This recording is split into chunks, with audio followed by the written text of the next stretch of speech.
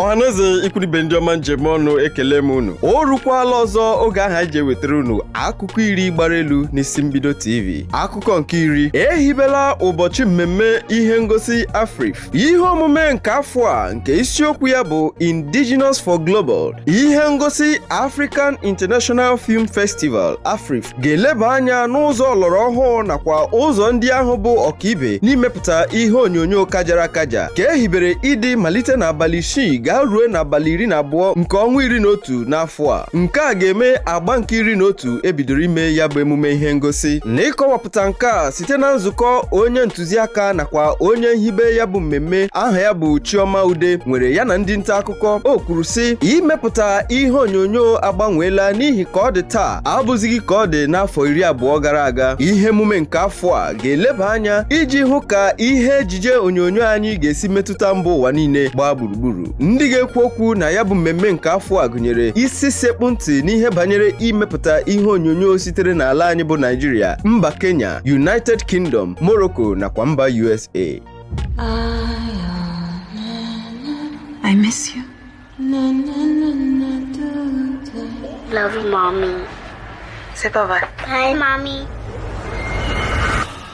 Akụkọ nke itoolu, Brandy nọ n'ụlọ ọgwụ n'ihi ahụ ọjọọ ya. Onye na-agụ egwu ma na-edepụtakwa egwu ma na-akpakwa agwa n'ihe ejije si mba Amerịka aha ya bụ Brandy Rihanna Norwood, onye eji Brandy mara, bụ onye ụdị egwu ọ na-akụ masịrị ụmụ ụwa nke ukwuu, nọ n'ụlọ ọgwụ ugbu a. Akụkọ kwuru n'ụbọchị ole na ole gara aga na ọ gabigara oke ihe ọdụdọ n'ụlọ ya dị na mba Los Angeles. Anyị ga-enyochakwa maka ya bụ akụkọ ma wetakwara gị ya n'uju n'oge na-adịghị anya.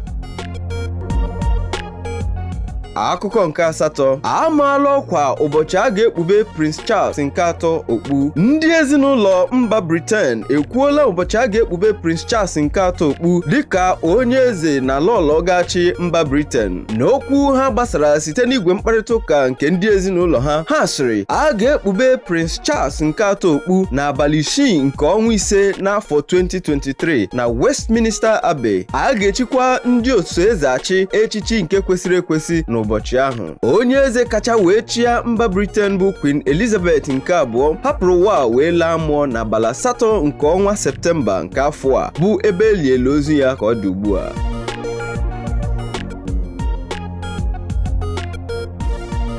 Akụkọ nke asaa, Rico Suave anwụọla. Onye na-eme ihe ngosi ma na-agụkwa egwu aha ya bụ Rico Suave bụ onye gabigara ihe mberede nke okporo ụzọ n'ụbọchị Tuesday izuụka anwụọla. Tupu ọnwụ ya, n'ozi ndị nlekọta ya gbasara site n'igwe mkparịta ụka soshal midia, ha sịrị na ọnọdụ ahụike Rico Suave dị njọ n'ihi ihe ngabiga nke okporo ụzọ ahụ ọ gabigara, wee rịọ ndị niile hụrụ ya n'anya ka ha kpere ya ekpere. Mana ka ọ dị ugbu a, akụkọ na-erute anyị aka na Rico Suave anwụọla. Anyị na-asị ka ndị ezinụlọ ya na ndị niile hụrụ ya n'anya kara obi. Akụkọ nke isii, bịa ka anyị kụziere gị ikike dị n'okwu ọnụ. Ọ bụ ndị otu ụlọ ọrụ Holocaust Museum na-akpọ Kanye West. Ndị ụlọ ọrụ na-ahụ maka nchekwa ihe ndị mere ochie maka nlereanya bụ United States Holocaust Memorial Museum azaghachila Kanye West okwu ahụ o kwuru dị aṅa, bụ nke mere eji machie aha igwe mkparịta ụka Twitter nakwa Instagram ya ma gwa ya ka ọ bịa ka ha kụziere ya ikike dị n'okwu ọnụ, ọkachasị okwu ọjọọ ahụ o kwuru banyere agbụrụ ndị Juu.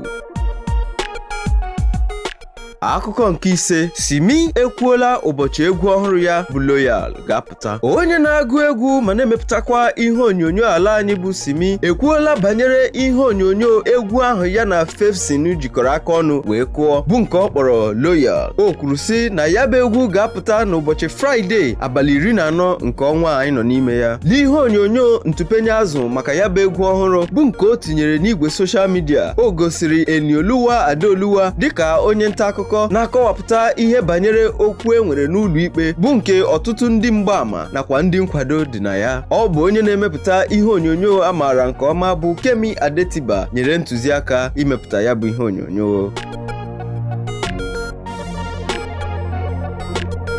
Akụkọ nke anọ, Black Bones atụpenyela azụ ụbọchị egwu ọhụrụ ya ga-apụta. Onye na-agụ egwu rap aha ya bụ Black Bones bụ onye wepụtara egwu oge na-adịghị anya nke ọ kpọrọ Back to Uni ewepụtala ihe nkiri banyere efere egwu ya nke ga-apụta n'ọnwa Ọktoba anyị nọ n'ime ya. Ya bụ egwu ga-apụta n'abalị 14 nke ọnwa Ọktoba anyị nọ n'ime ya. Ọ bụ ya na Peklix jikọrọ aka wee nye ntụziaka maka ya bụ ihe nkiri. Akụkọ nke atọ, Kylian Mbappe abụrụla onye kacha enye ọkpụ goolu na UEFA Champions. Onye ọkụ bọọlụ ụkwụ si mba France ma bụrụkwa otu n'ime ndị a na-ahụta dịka ọkaibe n'ịkụ bọọlụ ụkwụ nke akpọrọ Ligue 1 Club Paris Saint-Germain nakwa otu mba France abụrụla onye kacha enye ọkpụ goolu nke ndị PSG na UEFA Champions League dịka o nyegoro ọkpụ goolu 31 na asọrọmpi dị 47. Nke a mere ka ọ karịa Edison Cavani pụrụ apụ bụ onye nyere ọkpụ goolu 30 na asọrọmpi dị 54 dịka ọ nọrọ afọ 7 na ya bụ otu.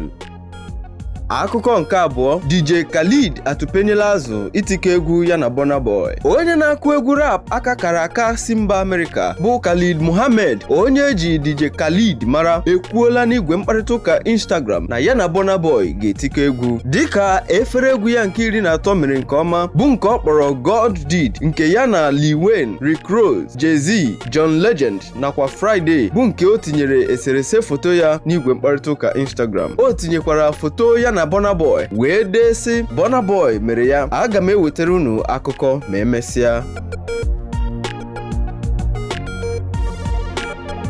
Akụkọ nke mbụ, egwu Wizkid ka akwụkwa chim na Billboard World Chart. Egwu Wizkid Made in Lagos abụrụla egwu mbụ si mba Afrịka kwụrụ dịka nke mbụ n'izu ụka dị 100 n'ihe ntụ egwu bụ Billboard World Chart. Made in Lagos bụ egwu nke anọ sitere n'aka Wizkid bụ nke o wepụtara n'abalị 30 n'ọnwa 10 n'afọ 2020. Ndị so na ya gụnyere Skepta, Tems, Burna Boy, Elamai, Teiwa, Daniel Mali, Project, Terry nakwa HER. Ọneze ekwunibe ndị ọma njem ọnụ, ọ bụ otu aka ọha anyị n'ọnụ n'akụkọ 10 gbara elu bụ nke bịara gị site n'isi mbido TV. Ekelela m gị maka ige ntị, ewe m sị gị gaa n'ihu na-ekiri isi mbido TV. Ndewo.